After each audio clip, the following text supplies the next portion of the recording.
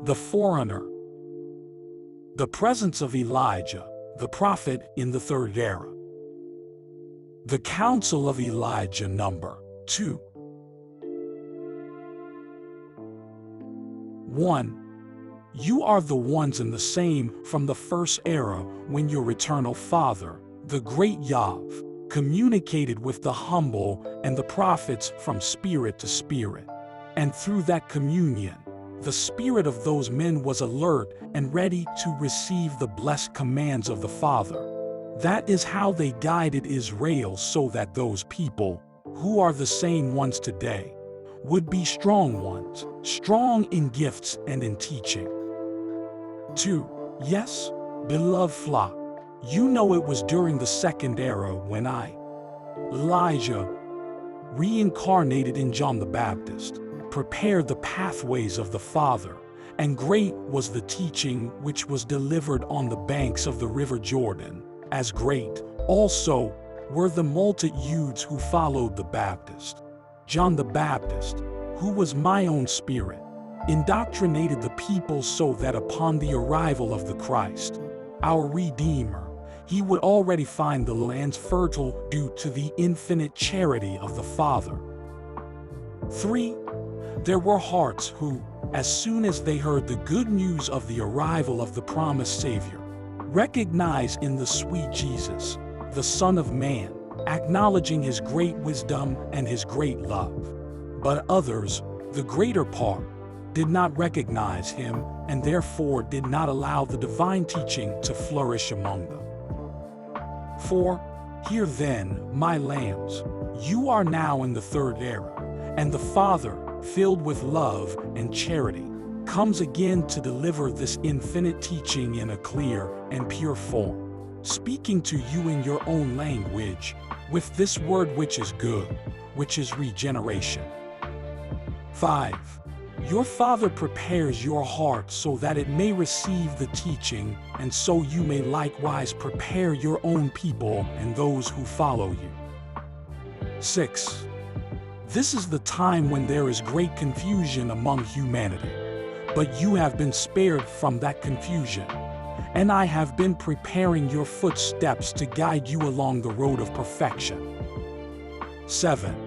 Yes, it's a time of struggle, but also great manifestations of the divine love among you. As in the days gone by, Jesus the Christ taught you, delivering to an ailing humanity a curative balsam, thus allowing the blind to see, the paralytic to walk, and the deaf to hear. 8. Thus spiritually, you have in your hands the ready gift of healing, and for that purpose you should have the heart and spirit ready also, so that when you feel the command to provide healing, this gift will give you strength and charity to anoint the sick, comfort the sorrowful, and encourage the desperate ones. 9. Light will pour from your spirit, and the precious balsam will be in you to impart, according to the will of the Father. 10. The Father says to you, follow me, for by following me you shall receive great enlightenment in the spirit, and you celebrate with pleasure in your heart. 11. The Father is not bound by time of moments, which limit him, as you have. The divine Spirit is always ready to open his doors and welcome you. 12. From the heart of the Father flows blessings for you at every instant, the same which you find in the air you breathe, in the sun which gives you life, in the fruit which sustains you, and in the grain which nourishes you. 13. You are the favored ones of the third era, because the Father has come to seek his people from among those who are overwhelmed with suffering. I, your shepherd, am rescuing you from sin, and removing the thorns from your path, so that you may not sin again, and thus recognize the great love of the Father for his children. 14. The Father is infinite forgiveness. At every instant his lips are open to forgive you, because you have emerged from his most pure heart. 15. Prepare yourselves, for the Father is near, very close to you. 16.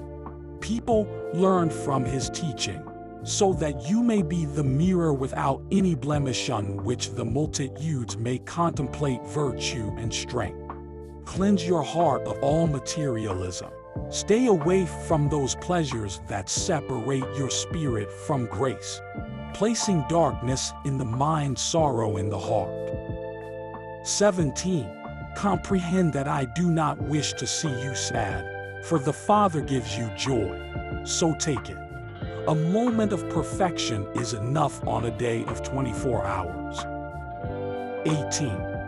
If you would only feel charity for a fellow man, you would behold, reflected in that charity, the love of God. 19. In your good deeds, in your noble thoughts, God is there. That is why the Father says to you, I am within you. Dear lambs, do not reject the Father. 20. My beloved, if you do not want our heart to be invaded by wickedness and snatched by temptation, never permit thoughts of darkness and bad will to find lodging in you. May your deeds never be evil. Restrain your bad character so that your anger never reaches your heart. 21. See how the shepherded, filled with love and zeal, speaks to you. Temptation surrounds you, and you open the doors to it with your bad thoughts and bad deeds, and you will permit pain and distress to enter, as much in your body as in your spirit. 22. How can you reject temptation? Your spiritual guide says to you, by purifying, recognizing that only from the Father can good emerge, not from the world, and that only in his divine arms you will find true warmth and refuge. 23. Not only in the body do you find illnesses. These are purifications of the spirit, which burden the matter. However, if the spirit is cleansed, if he is pure, then the Father removes the purification, because it is unnecessary, and thus you shall find relief in the matter, to the point of attaining perfect health. 24. The Father creates his children to perfection. He did not place impurities within creation. It is the Spirit who is gathering discord and wickedness along the pathway, a wickedness that is reflected in the heart and makes purification necessary, which is pain. Not because the Father wants it so, but rather because you have caused it, and that is not the will of the Father. 25. Enter into prayer in the silence of your own home. Elevate your thought toward the Father who knows every worry, and is aware of every suffering in your heart, without the need of pronouncing any word whatsoever, and thus communicate with him from spirit to feel life, as much in the spirit as in the body, and restore them with fortitude and light in this manner. 26.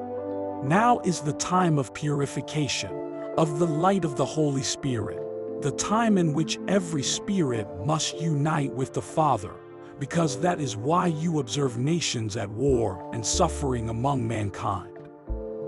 27. It is the time to recognize and follow the Father. 28. Woe, woe is he who holds wicked intentions within his heart, because all evil shall be exterminated, tied and hurled into the fire as the Father announced. But to be free from that, the Father has sent you into the world anew to fulfill a mission. 29. Beloved fathers, you who were sent to form a home and have a family, have the responsibility that your young ones do not stray. And as heads of family, you should set a good example and give your blessings. 30. You, women of Israel, have a delicate mission on earth, similar to Mary, the purest mother, because you should be loving skylarks filled with warmth, filled with love, and because of it, you should not carry a whip in your hands towards your little ones. No, My beloved ones, it is the perfect will of the Father that with love you should be guiding the steps of your young children. Speak to them about the Father so that at an early age they may recognize their Father who is in the great beyond. And from those little ones of today will emerge the illuminated, the prophets, the doctors. 31. Do you see, beloved people, what a delicate mission falls upon each of you? 32. To those of you who find yourselves on earth without cause, you may not know for what purpose the Father has sent you, though your spirit could possess a great responsibility, a great mission that you must fulfill, and in that manner find happiness. 33. Vanity shall be exterminated from its roots, also the uncontrollable desire for ambition. Every imperfection must be withdrawn from the human heart in order to be granted the grace of God. 34. You have been given shelter. You have been given clothing and bread. However, you have yearned to be great on earth. And when you find yourselves influential, you turn greedy. 35. No, you should not behave that way. From all the graces the Father has bestowed upon you, from all the virtues He has given you, share with your brethren.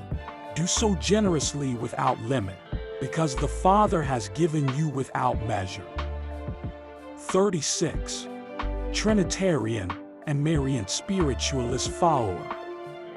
When you give to your brother and fellow men, good will overwhelm you with abundance.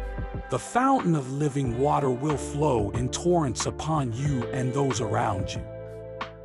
37. Your heart is the altar the Father leans toward. That is why you should make sure that the Father does not find anything material or impure therein.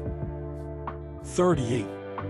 When the Father finds a heart thus prepared, He rejoices, as do also the spiritual legions of light, and those beings intone, Hosanna, Hosanna, to the Father when He shows them an unblemished heart, because our Divine Master said during the Secondary, allow the children to come to me, for theirs is the kingdom of heaven, because they are hearts without malice, without wickedness.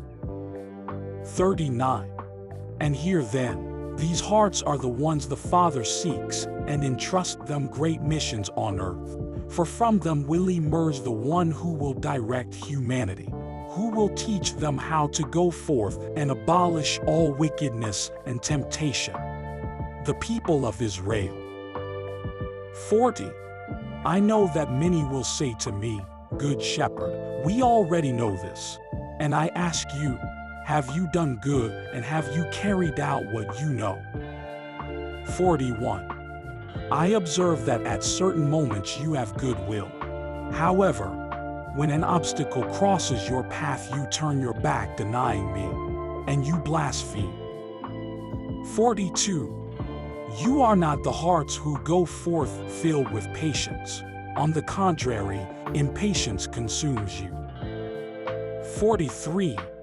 You are not those who, upon hearing and understanding my words, practice and fulfill them. That is why I have come to speak and appeal to you, beloved flock, because the harvest that I must deliver to the Father are good deeds, and not conflicts, because the reckoning of the eternal Father to the shepherd would be too great. 44. Observe that your shepherd also weeps, for his spirit is filled with submission, filled with love for you, beloved flock. 45. And what can I present to the Father? Help me by recognizing the blessed doctrine of the Father, and truly I say that you will not regret it. 46. You are the young children who are treading upon the ear. Many of you still seek the Father in the unknown and in the mysterious, when He is so close to you, being that as Lord and God, He is your Master. 47. The Father is anxious to communicate with you spirit to spirit. He wishes to celebrate the true and spiritual communion with each and every one of His very beloved children. 48. It is the divine and perfect will that you should prepare yourselves and receive His teaching, His word and His love within your heart. 49. I, your shepherd, give you light in your mind and the will to follow the footsteps of our Father. I shall remove the heavy cross from your shoulder and lighten your burden. 50. I forget no one. I receive everyone. 51. High and low mountains, all roads and places, everything on earth, receive the blessing of the shepherd. Carry my light and my forgiveness. 52. Places of suffering, hospitals, jails, and prison.